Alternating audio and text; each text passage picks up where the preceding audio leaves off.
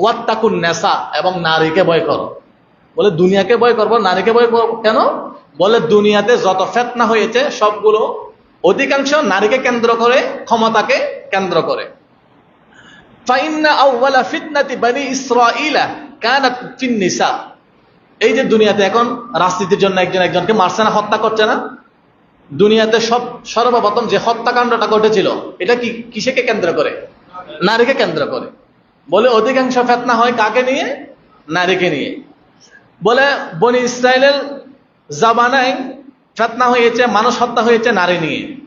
আদম সফিউল্লাহর জামানায় একজন আরেকজনকে হত্যা করেছে নারী নিয়ে। আল্লাহর নবী বলেন, মা তারাকতু বাদি, আমি রেখে যাচ্ছি না আমার পরে ফিতনাতান, বড় ফিতনা, হিয়া আদাররু আলার রিজালি মিনান নিসা, পুরুষের জন্য আমি এক বিশাল একটা ফিতনা রেখে যাচ্ছি। বলে সেই ফিতনার নাম কি? বলে নেসা, সেই ফিতনার নাম নারী। বলে কিভাবে? বলে যেই মাটা একজন পুরুষকে 9 মাস 10 মাস গর্ভে নিল, দুধ খাওয়ালো, গোসল করালো, বড় করলো, ওই ছেলেটা যখন 30 বছর হলো, চাকরি করলো, একটা বউ আনলো, ওই বউ আনার পরের দিন যেই মায়ের দুধ খেয়ে বড় হয়েছে, যেই মা ছাড়া সন্তান কিছু বুঝতো না, ওই মায়ের সম্পর্ক আর সন্তানের সম্পর্কের মধ্যে পরিবর্তন হয়ে গেল। 1 মাস পরে আবার পরিবর্তন হয়ে গেল, 1 বছর পরে আরো পরিবর্তন। বলে কি রকম পরিবর্তন? চট্টগ্রাম রেলওয়ে স্টেশনে এক মায়ের হাতে চিঠি, মা 2 চোখের পানি ছেড়ে কাঁদছেন। মা আপনি কাঁদছেন কেন? মা কথা বলে না, কান্নার সুরে মা কথা বলতে পারে না। একটা কাগজ দিলেন, মায়ের হাতে একটা কাগজ ছিল, এখানে লেখা আছে, মা আই এম ভেরি সরি, আমি খুব দুঃখিত, আপনার পুত্রবধূ একজন বিসিএস ক্যাডার। আপনি জানেন আমি একজন বিসিএস ক্যাডার।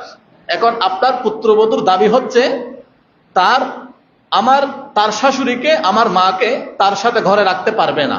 মা এখন আমি আমার চাকরি, আমার সন্তান, আমার স্ত্রীকে রক্ষা করতে গিয়ে আপনাকে রেলওয়ে স্টেশনে রেখে গেলাম, আপনাকে 2000 টাকা দিয়ে গেলাম, আপনি এখান থেকে কোনো বৃদ্ধাশ্রমে চলে যাবেন।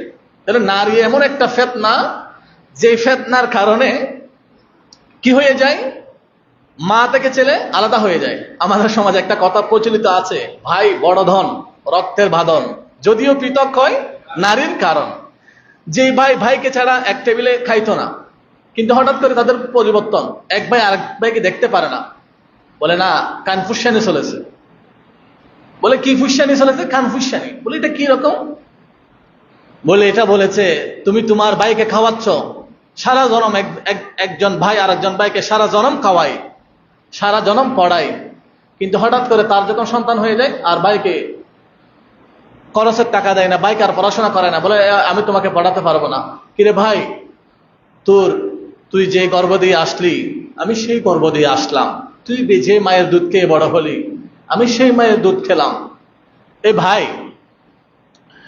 তুই যে মায়ের কুলে ছিলি আমি সেই মায়ের কুলে ছিলাম, তোকে মা যতবার কুলে নিয়েছে আমি ততবার তোকে কুলে নিয়েছি, আমি তোর বড় ভাই। এই যে ভাই ভাইয়ের সম্পর্কটা কিরকম একটা সম্পর্ক, সাগর 2 ভাগে ভাগ করা যায়, ভাইয়ের ভালোবাসা, ভাইয়ের সম্পর্ক 2 ভাগে ভাগ করা যায় না। কিন্তু 2 ভাই 30 বছর একসাথে থাকতে পারে, বিয়ের পরে আর 2 ভাই একসাথে থাকতে পারে না। কিরে, আমরা 30 বছর একসাথে ছিলাম, আজকে বিয়ের পরে 2 জন, আমাদের ঘরে তো 4 জন বোন ছিল, বোন থাকা অবস্থায় তো আমাদের আলাদা থাকতে হয় না, কিন্তু আমরা বিয়ে করার পরে কেন আমাদের আলাদা থাকতে হচ্ছে? বলে এখানে একটা আছে, নারীর হিংসা। এই যে নারীর হিংসার কারণে ভাই ভাইকে আলাদা করে দিচ্ছে। আল্লাহর নবী বলেন, ওই সমস্ত খম্বক্ত সব নারী না, যে সমস্ত খম্বক্ত নারী, দুশ্চরিত্রা নারী, হিংসুক নারী, তাদেরকে নিয়ে আমি রাসূল আশঙ্কা করছি। কারণ একজন লম্পট নারী, একজন দুশ্চরিত্রা নারী যদি কোনো একটা পরিবারে আসে, সেই পরিবার ধ্বংস করার জন্য আর আপনার অস্ত্র লাগে না, সেই পরিবার ধ্বংস করার জন্য আগুন লাগে না, অটোমেটিক নারীর আগুনে জ্বলে জ্বলে টুসের আগুন। আমরা জানি একটা আগুন দেখা যায়, সেটা হচ্ছে কাঠের আগুন, আর একটা আগুন আছে দেখা যায় না, ধোঁয়া দেখা যায়, কিন্তু ওই আগুনের তীব্রতা বেশি। সেটা কোন আগুন? টুসের আগুন। এই যে তুষার আগুন ভয়ঙ্কর বেশি, এটা দেখা যায় না কিন্তু হুট করে জ্বলে উঠে। তো এই নারীর আগুন হচ্ছে তুষার আগুন। তবে সব নারী না, নারীরা আমাদের মা জাতি, বোনের জাতি, স্ত্রী জাতি। স্ত্রীর অধিকার আছে, মায়ের অধিকার আছে, বোনের অধিকার আছে। কিন্তু কিছু কিছু দুশ্চরিত্র নারী, কিছু কিছু হিংসুক নারী এসে পুরুষের সমাজ, পুরুষের সংসার, একটি ঐতিহ্যবাহী সংসারটাকে, ঐতিহ্যবাহী ফ্যামিলিকে কি করে দেয়? ধ্বংস করে দেয়।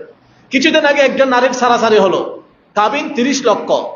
এই মাটা অনেক কষ্ট করে তার ছেলেকে লালন পালন করলো। এখন ওই নারীর লক্ষ্য ছিল ইনকাম করা। কিরকম ইনকাম? চামড়া সাদা আছে, চামড়া সাদা মানে মার্কেটে তার চড়া মূল্য, চড়া মূল্য মানে তাকে কাবিন যত তুমি চলা যাবে। বলে আমার কাবিন 30 লক্ষ। 30 লক্ষ টাকা খুব কাছের, একেবারে আমি কোনো এলাকাও বলছি না, খুব কাছের। এখন 30 লক্ষ টাকা কাবিন। এখন বলে সারাসারি হয়ে যাক। তো সারাসারি হলে কি লাগবে? কাবিনের টাকা লাগবে। এখন মামলা করলো বেচারা। এখন লোক লজ্জার ভয়ে কি মামলা করবে? কারণ একটা তো মান সম্মানের ভয় আছে। যাদের মান সম্মান আছে তারা কোটি টাকা দিয়েও মান সম্মান রাখতে চায়। আর যাদের মান সম্মান নাই, তাদের কোটি টাকা কি 2 টাকা কি এটা প্রতিদিনই এদের মান সম্মান গেলে আসলে কিছু যায় না। কিছু কিছু মানুষ কোটি টাকা দিতে চায় কিন্তু সম্মান দিতে চায় না, আপনার বেইজ্জত হতে চায় না। তার একটা ইগো আছে, তার একটা ফর্মালিটি আছে, ব্যক্তিত্ব আছে। বলে ঠিক আছে 30 লক্ষ টাকা, এটা আর কি করবো, দিয়ে দিই।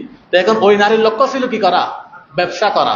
এখন আমি যদি একটা চাকরিতে দিই, আমি এত পড়াশোনা করলাম, এত পড়াশোনা করার পরে আমি যদি চাকরিতে যাই, এখানে বেতন 20,000, 25,000, 30,000, আমাদের প্রবাসক স্কেল 21,500। এত পড়াশোনা করার পরে আর এখন সাদা সান্ডাওয়ালা নারী 1 মাসে ইনকাম করলো কত? 30 লক্ষ। তাহলে এই যে এই সমস্ত নারীর কারণে কি হয়? পুরুষ ধ্বংস হয়, সমাজ ধ্বংস হয়, পরিবার ধ্বংস হয়।